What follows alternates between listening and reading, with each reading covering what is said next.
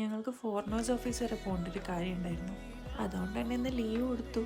അപ്പോൾ അതൊക്കെ കഴിഞ്ഞിട്ട് എന്താ ചെയ്യേണ്ടതെന്ന് ആലോചിച്ചപ്പോൾ മെരീൻ പ്ലാറ്റ്സ് വരെ ഒന്ന് പോകാമെന്ന് വിചാരിച്ചു.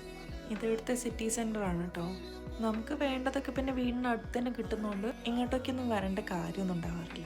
അപ്പം ഞങ്ങൾ അവിടുത്തെ ഒരു കഫേയിൽ കയറിയിട്ട് ബ്രേക്ക്ഫാസ്റ്റ് ഒക്കെ കഴിച്ചു. അത് കഴിഞ്ഞിട്ട് ഈ ഒരു ചർച്ചിൽ ഞാൻ ആദ്യമായിട്ട് വരുന്നതാണ്. അവിടെ കയറി, പിന്നെ മോനെ ഒരു മ്യൂസിയത്തിൽ കൊണ്ടുപോയി. അത് കഴിഞ്ഞ് നേരെ ഞങ്ങൾ അവിടുത്തെ ലെഗോ സ്റ്റോറിലാണ് പോയത്.